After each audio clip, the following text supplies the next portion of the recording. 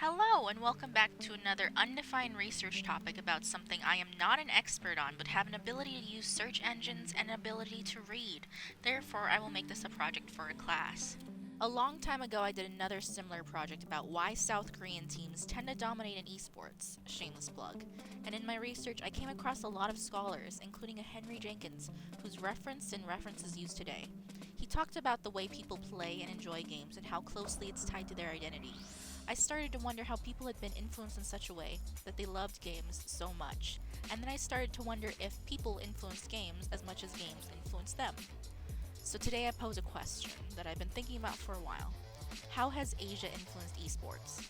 Some of the things that I may talk about in this video may come as no surprise to you, but to be fair, some of these things aren't obvious unless you're really heavily invested, like me, or have too much time on your hands and decide to research it, like me. So I should probably start off by telling you, what are esports? Esports is a word used in the English dictionary as a word for the spectacle of people who play games really good. In other words, competitive video gaming. So to start answering my larger question, we have to deal with a smaller, more simple question first. Has Asia influenced esports? And well, duh. Throughout all kinds of media, there's an inherent relationship between the work, the usual word is art, the artist, the person who makes the work, and the audience, and depending on the example, the wider world or an organization. The general idea is that the artist is informed by a wider society and sometimes has guidelines from an organization, but always aims to give the audience something engaging, resulting in a work of art. This idea is called the conceptual framework and is a way that most media isn't understood. Popular media especially tends to deal in issues and social issues and questions of morality that the population at the time tends to worry about. Since esports is a spectacle of competitive gaming and is itself produced and creative, it too is media. Okay, so now that we know that people and really populations have an influence on the games they play, how do certain countries in Asia do it? There's a couple ways. 1. The games that different regions like to play. 2. Whether or not gaming and even more professional gaming is accepted in those societies. And 3. How governing bodies can affect the esports played. Number 1. The games that different regions like to play. We can actually look at statistics by the number of participants in certain games and their sales. Let's take a look at Japan. Monster Hunter World, Super Smash Bros. Ultimate, Pokemon Let's Go Pikachu, or Eevee as the top 3 games bought in Japan in 2018. But there's an even bigger market in mobile games, which, due to lack of research into this topic, is usually separated from traditional games, despite being just as important in the gaming sphere. Video games as measured by sales are played by over 67 million people in Japan. But when you alter the definition of gaming to include mobile games, over 68 million people play games regularly. That's over half of the Japanese population, as measured by internet penetration. Mobile games like Pokemon Go, Monster Strike, and Knives Out are all immensely popular games in mobile. Due to the commuting times of a lot of Japanese people and internet and smartphone access being wide, most people are on their phones all day, either watching or playing games. According to the same consumer insight from Newzoo, 26% of those players are also watching online gaming content. So you see there's some complexity to analyzing this information.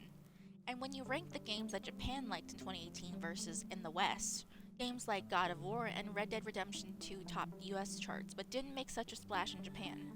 Japanese gamers can be defined in their interest in competitive strategy gaming as well as open world RPGs. Of course, the top 3 titles that were popular in Japan were also Japanese-made games. Interesting, right? When esports around the world are known for games like StarCraft, why is it that the most popular games in Japan are games like Love Live? Japan is actually a special case in competitive gaming because Japan has an esports governing body called the JESU that we'll touch on later. But generally it boils down to Japanese players like playing games that have Japanese roots. Even if Nintendo doesn't make games for an exclusively Japanese audience anymore, the essence of the game attracts Japanese players and is inherently made by Japanese players too. And this is actually related to the fact that Japan has a long, closely tied history to making games and has significantly influenced the way we both play and make games. There's almost no other country in the world that's made as many strides in games, both in content and technology, as Japan has. Our second point is whether or not gaming, and moreover competitive gaming, is even socially acceptable. Yes, we've all heard terms like neat and otaku thrown around when it comes to the stereotype of guys sitting in their parents' basements playing games all day. But hear me out, this is an actual problem. Gaming in South Korea is incredibly widespread. Much like in Japan, technology makes it really easy to access. This dips into a bit of the research I previously did, but basically coming off of the terrors of World War II, their own war, and Cold War tensions, in the late 80s and early 90s, South Korea was really struggling. With some international help, the government did everything it could to bring the country up to speed. Most of that surrounding technology and a connection to the World Wide Web. Hard work on South Korea's infrastructure gave them today's fastest internet connection in the world, and 94% of the population has high-speed broadband in their homes. With this serious connection to the internet, there's a natural tendency to pick up on hobbies that revolve around the internet. K-pop, K-dramas, and gaming are all incredibly popular thanks to the internet. Almost 27 million people in South Korea are regular gamers. Even higher than Japan's rate, almost 60% of the population playing games at least a couple times a month. With amazing freedom and access, however, of course, some people will abuse it. South Korea is also one of the leading nations in the gaming addiction crisis. Much along the lines of a gambling addiction, gamers, usually with a mix of other problems, will hurt their lives with how much they're gaming. I don't want to overblow it and make it sound like it's a huge problem, but South Korea is one of the first places that gaming rehab centers have popped up. There are other societal issues, namely the repression of youth and widespread depression in South Korea. Like other Asian countries, there's a heavy societal pressure to do well in school, get a good job, and take care of your family, all without causing any issues for those around you. After school, evening study is incredibly common. For those hoping to really get ahead, and generally most kids are working on schoolwork from the moment they step into the classroom till the time they go to bed. As one journalist wrote, reflecting on his own childhood, there weren't that many fun activities. There aren't that many places for children to gather and play. Being at school for such a long time, stress piles up, and the desire for some fun grows rapidly. Games are just so much more accessible. The only thing needed is a computer. Time can be controlled, and it's even fun when played alone. It doesn't cost very much. There are millions of PC cafes across South Korea, and like that article said, PC gaming is the easiest escape, and that there aren't that many other alternatives that wouldn't get them into trouble with their parents. And that's despite everything the media would like to say about gaming being a rampant problem.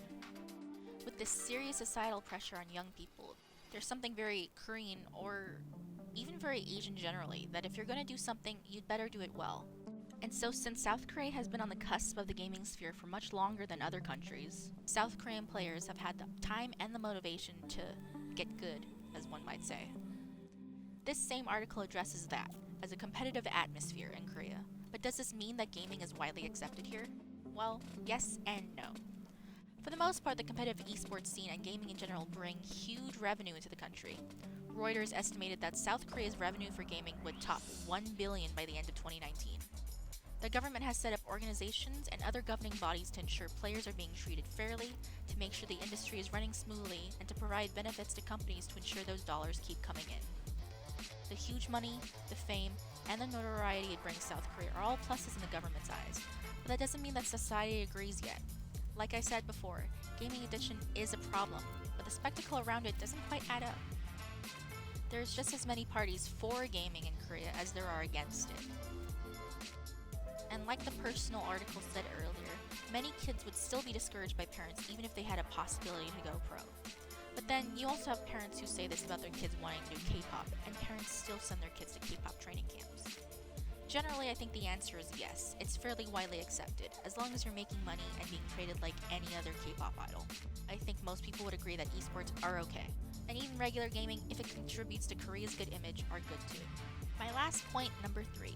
How do governing bodies affect gaming and esports?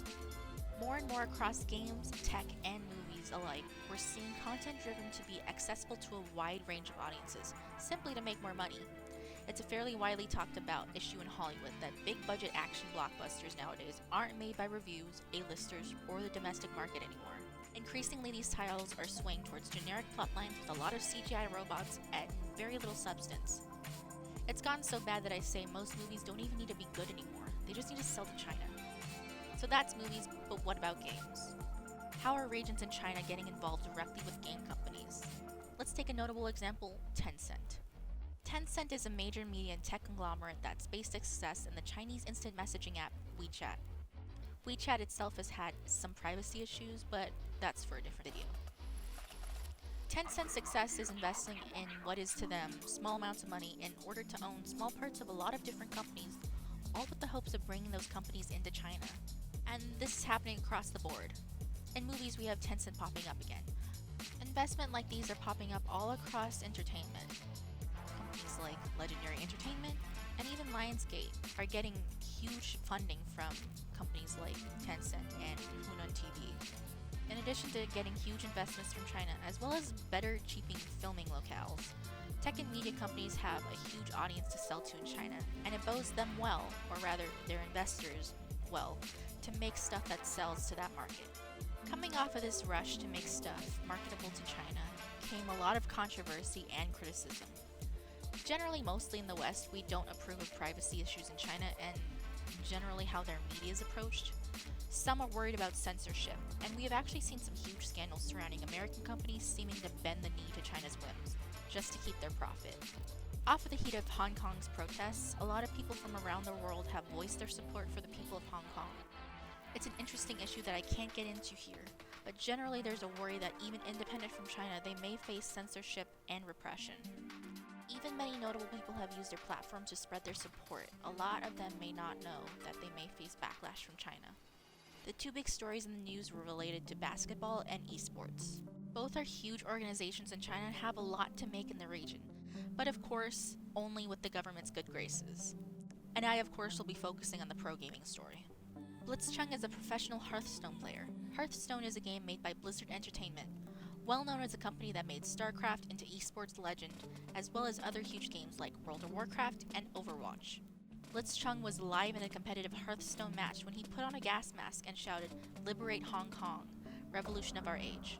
The stream was cut shortly after, and a day later he was officially banned by Blizzard for offending the public or impugning Blizzard's image. Like mentioned before, Blizzard makes and runs some of the most played games in esports. China, being a sizable chunk of their market, is incredibly important to their business model, and therefore the clause impugning Blizzard's image is incredibly important, as Blizzard is behind most of their official tournaments, unlike some other gaming companies. Any outside company that has a relationship with the Chinese market has a relationship with the Chinese government, and oftentimes Chinese investors. It behooves them to err on the side of caution and strike down any controversy fast and with a generous spread. It's instances like this that make gamers worried that their most beloved games and companies are giving into China's tyranny and not standing up for the ideals that most of them claim to believe in. On the note of Chinese investors, Tencent makes an appearance here too. They own 5% of Blizzard as well as portions of some other major gaming companies. They own all of Riot Games, one of the most well-known companies on the esports scene, for their massively popular game, League of Legends. League hasn't been without its own share of scandal, but it's a little more transparent in the cases why. Tencent also owns 40% of Epic Games, which is well known for Fortnite, 5% of Bluehole, which is really well known for PlayerUnknown Battlegrounds, and 5% of Ubisoft, which is known for Rainbow Six Siege, all of them massive esports titles. China isn't the only country imposing their values on the gaming industry. Korea and Japan, in our previous examples, all have bodies within their governments dedicated to esports. The KESPA in Korea and the JESU in Japan, both of which have had their fair share of issues. Japan's agency in particular is part of the reason so few games from outside Japan make it into Japan at all. The nature of China's need to control the media is a little more strong-armed than some other countries. More and more, though, as we see esports coming to the forefront of entertainment, we see more and more governments from around the world getting involved.